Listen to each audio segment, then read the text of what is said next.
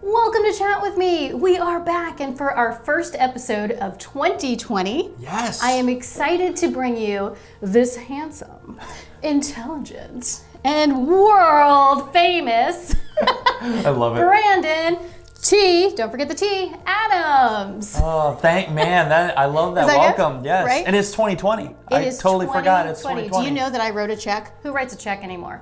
I actually had to write a check and I put 19 on what it. Are and they checks? had to call. I know. It's this little thing, it's a paper rectangle. And I wrote 19. They had to call me and tell me it wouldn't go through because I wrote the wrong year. It happens. Don't do that. Anyway, just don't write checks. It's 2020. Yes. Yeah. Happy New Year. Happy New Year. Yes. Tell me about all of the amazing things that you have done and that you currently do. Oh, amazing things. Just a little something. Just a quick, I guess, Cliff Note version. I mean, I grew up in a small town in Iowa, town of 700 people. And that is small. Very small. And I grew up in an ice business, even think of it crazier. I sold packaged ice. So to clarify, people are like, what, you go into the Arctic, the glacier and cut that? Yeah. So cubed ice, we had sell to convenience stores and bars. And so we'd sell bagged ice. My dad started that in 1986. I was born in 89. And so my whole life, I got to see what it's like to run a business. Yes. So grew up in the ice business, eventually bought the business out. But then I went to college. Where my life changed is I read the book Think and Grow Rich by Napoleon Hill. Have you read it? Sure. No? You have? Sure. No, I haven't. Oh, really? Oh, wow. Well, I need to bring that book. Yes, I need this book. It's life-changing, apparently. So, to give you a background, Think and Grow Rich, Napoleon Hill wrote it in 1937, I think it was. It sold over 130 million copies. He interviewed 500 of the wealthiest people, and he learned from them and put them into principles. So I read that book when I was 20, and I realized while in college, and by the way, I got like a 1.68 GPA my freshman year, and I almost got kicked out of college. You needed that book. I needed that book. I realized that it didn't matter that I came from a small town.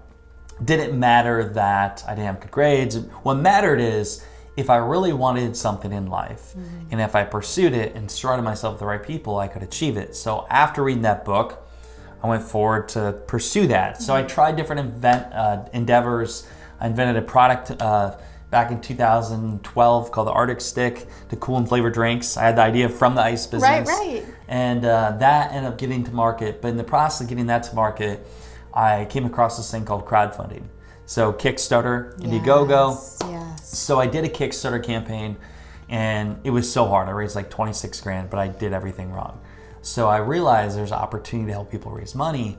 So what I did is in 2015, I wanted to start building my brand for being a crowdfunding expert. But at that time, I didn't know what brand building was. Right. I just really needed to get myself out there so people would at that time hire period, me. Things really changed quickly. Completely. Right. It was a so totally, even if you felt like you grasped it, things changed. It changed so quickly. Right. And so that's when people were doing Facebook ads. I mean, they were really getting into it more. So I started a podcast show that was 5 years ago. It's 15. Oh my golly. Oh my golly. So I use a podcast show like here. You can talk with somebody, connect with them. And I was picking their brain, learning from them. And so I started to build my brand. And then I was going on TV, different morning shows, and building my brand as a crowdfunding expert. So where I got my, I guess, so-called break is I had the opportunity to work with a famous podcaster named John Lee Dumas. So we launched a campaign called the Freedom Journal. It was a book to help instead accomplish your goals. We launched it. We raised $453,000 in 33 days. And then all of a sudden, everybody wanted to work with me. Everybody wanted, hey, let's do that for me, right? So did that. And then that, long story short, that attracted to work with a lot of influential people. Absolutely. Became the king of crowdfunding. But the big component, and that's where I got into what I do today, is the biggest component for a campaign is creating a great quality video. Yes. Storytelling. Yes. And so I was creating these videos and I realized I like being in front of the camera. So that got me into producing TV shows and creating video content. And that's what led me to being here today. So it all started with ice, ladies and gentlemen. That's ice. the key. Yes, ice business. Very sexy. Wow, so that's amazing. Yes. And people just flocked to you because of all that success. Well, don't it you took think? a while, but they eventually flocked to me. And Yeah. then sometimes I wonder, why aren't they flocking to me? No, but no, yeah. It took so much hard work. And what I've realized, if I worked with somebody very influential, John Lee Dumas, he's got 80 million downloads of his podcast, and he's a person of influence. And I knew if I helped him make money and I proved to him I was worthy and like showed him, hey, I'm the real deal, he would tell his friends. Well, I was right. Yes. I ended up getting on his show. I've been on his show 4 times now. It's one of the most listened to shows, but also that attracted clients. And then that was a domino effect that started my company. And then I just started doing crowdfunding, video production. And but again, it's because I proved myself, and I actually took on that campaign for no money. And networking is great, but if you can't, you have to. Right. You have to be it's one thing to a lot of people talk, but you got to actually like walk the walk. Right. I agree. And the thing for me that I battle with, or not battle with, but the challenge when I talk to people is that you have to be real and you have to love your craft. You don't do something like what we do and not absolutely love it. You can't just go into it because I want to be famous. No. No, that's not going to work. Yeah. That's not going to work. I don't want to be famous. I want to spread awareness. Yeah. And if I'm spreading awareness, then I'm successful to me. So it doesn't matter, that kind of thing. So the real deal. Well, you think about people becoming an influencer. What's the word influencer? It's like, how about having an influence in people's lives, and whether it's 5 people, 100,000. Yes. Impacting people, and then that will ultimately be a domino effect to help more people. I love it. So how can people find you? So finding me, Google Brandon T. Adams. You can find me that way. Brandon T. Adams, and it's the first thing that pops up. Mm-hmm. So some is good, some is bad. Social media. I mean, I've been very active on social media. Good. It took me 3 years to get this at Brandon T. Adams. Before is Brandon T. Adams 18. I had to on the inside get somebody to change it for me. That was very hard, by the way. But yeah, social media. But I've been very active on social media because I'm sure you know too, the power of social media right now, and specifically looking at LinkedIn, Facebook, Instagram, even TikTok. What's happening is if you can produce video content there, and it doesn't have to be like a camera like this, it could be a phone. And if you can publish regular video content, you can reach a lot of people. And so for me, it's led to advisory deals, speaking gigs, and all these opportunities. So that's how you can follow me. But I think everybody should really go share their message on social media, because like you have your own TV show now. Like, hey, you do an Instagram story and you have your own reality show, Inside the Life of Brandon or Robin today. Right. So documenting the journey. There's so many out there. Yes. How do you get to the point where people can sift through all of that and find the good stuff? Well, first off, what is it that you want to be known for? Like, what is it you want people to remember you by? And so for me, I want people, when they think of me, I want them to think, okay, Brandon's the guy that pushed me to go create a video. He's the one that does video. So for me, everything I communicate about is I do inspiration, motivation, but the main focus is building your brand and influence and sharing your story through the power of video marketing, using your phone, using the camera. And after spending over $500,000 in video content, producing 3 TV shows, even a movie, like I know what it takes to actually create it, but I see the return. People, they want a quick result. I see you look 12, 16, 18 months, 3 years down the road, the return you get, and it's so worth the investment, but also not even take away money. It's worth the value of you as a person, because as you know, when you're in front of the camera and you communicate and share your message, you feel very fulfilled and worthy, but you're making an impact. Because how many times, let me ask you, how many times have you had where you've shared your story on camera and you had somebody reach out and they're like, oh my God, that connected with me in such a powerful way? I can't tell you, and it's been the most amazing thing. Like that means more to me than if I see, that a video hit, 8,000 views. That's wonderful, but the one person who emailed me and said, my daughter and I sat and watched your video, and because she had the same disability as the person on TV, it changed her. She said, Mom, she's just like me, and that was it. That's why I do what I do for that. And Right. you'll never forget those people. And you don't always know what they connect with in your story. You find out after you share it. But once you start listening to what they're connected with, it's like, oh, now I have an idea on how I'm communicating my message. And then you really know how to cater to that audience. I love it. And consistency. Yes, you Consistency gotta be consistent. Is key. So I'm creating videos every single day. And I've been doing it for, there's a couple days off, but 5 years now. And putting out content, and even when I least want to do it, I think about who is on the other side watching this and needs to see this. And that's what I think about, so I do it.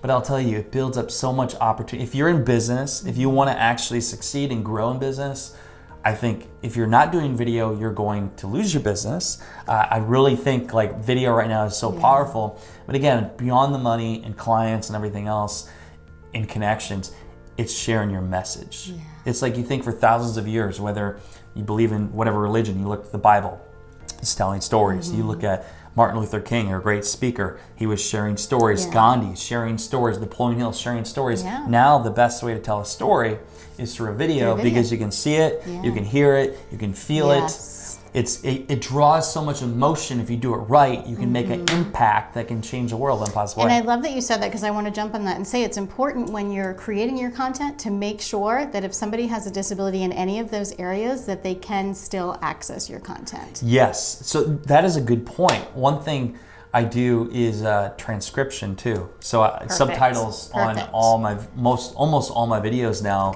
so they can. I was actually just at an event in Canada.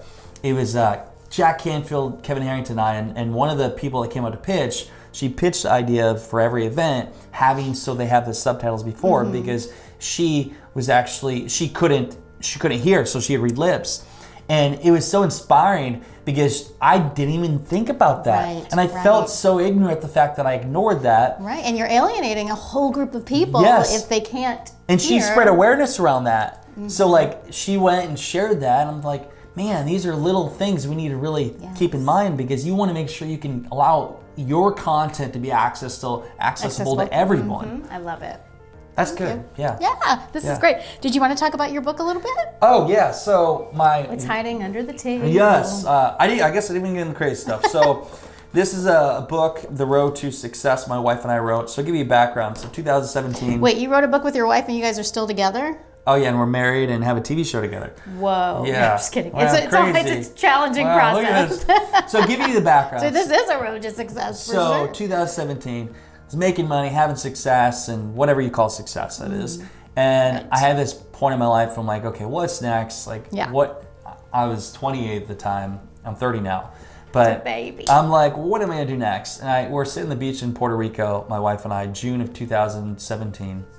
And we're masterminding, brainstorming. And I said, why don't we live in 12 cities in 12 months? Which is insane, by the way. I saw an article by Mark Cuban, live in 5 cities before you're 25. I'm like, well, let's do 12 cities in 12 months. And I just got done filming a TV show at that time. I'm like, why don't we document it and film it as a docuseries, a show? Oh, I love it. And so, long story short, we moved forward with that. All of 2018, we traveled the country. We didn't get to 12 cities, we got to 6. We filmed 5 episodes for a series. That's good. But here's what we learned. So our whole mission was, what is success? So what you think success is, what I think success is, what the camera person, everybody thinks success is. Everybody has their own version. So society on social media is, we're led to believe, like, to be a success, we have to make X amount of dollars. We have to have this car. We have to do this. Well, again, those are great things, but that doesn't mean you're a success. Right. So our whole mission was to travel these cities, figure out what success meant from different people. So we had a professional baseball player that left the game and came back, to a violinist, to a fitness people, real estate, all these different people.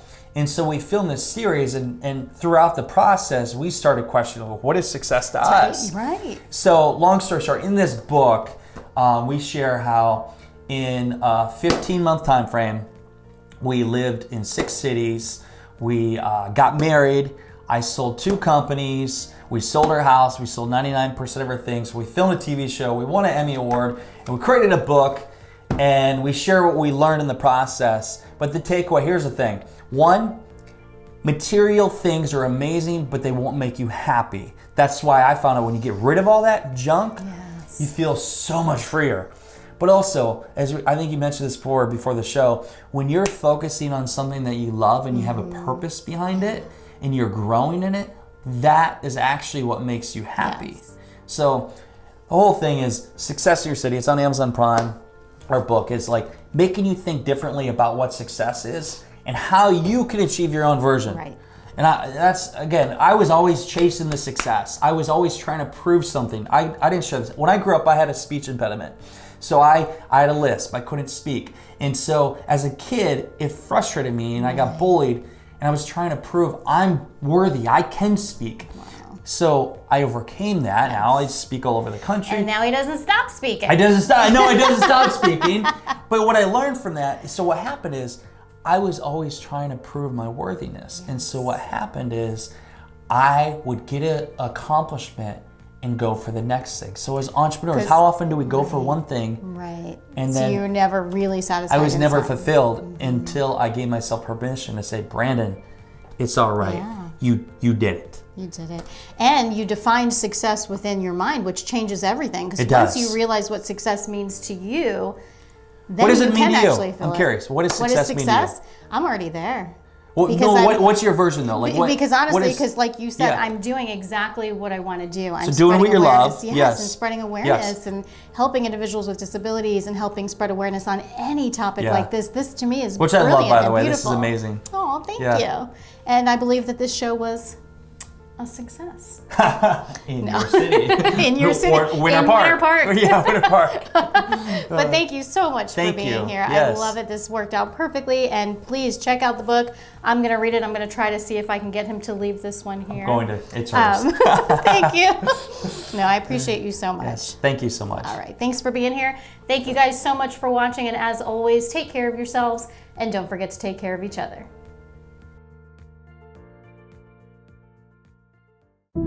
A lot of my perspective comes from traveling.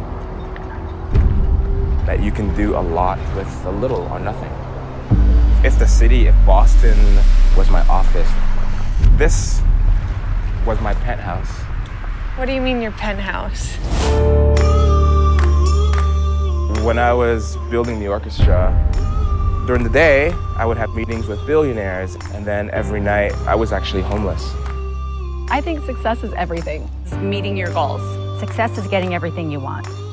I feel like I'm continuously asking that question, what is success? We see success in different forms. In every city, I feel like it's different. We're putting ourselves in these situations where we're learning to live other people's lifestyles. People that have incredible stories to redefine what success is. 1, 2, 3. Life by design, not by default. Family's important to me because it's really that battery recharger. It's what you go home to. For the people that are there always. $20 says I can beat you.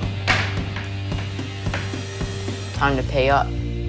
Life is most enjoyed when we give our lives away for the joy of others. And we can actually increase our own enjoyment of something when we share it with others. I don't know what's going on individually, but I can say personally that I believe in each and every one of you. Success without fulfillment is the ultimate failure. I was a 2-time All-Star. I played 7 years in the major leagues, but I'm not that guy anymore. I thought baseball was my thing, but I want to help people find their voice so they could be a hero in their own way. You've got it right here, right? You've been there up to the top of the mountain. You got it in your heart. Are you ready to go? Cheers.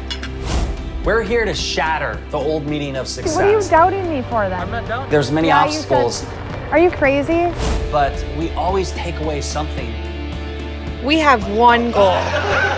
To define what it means to be a success. 1, 2, 3. In work, in life, and in love.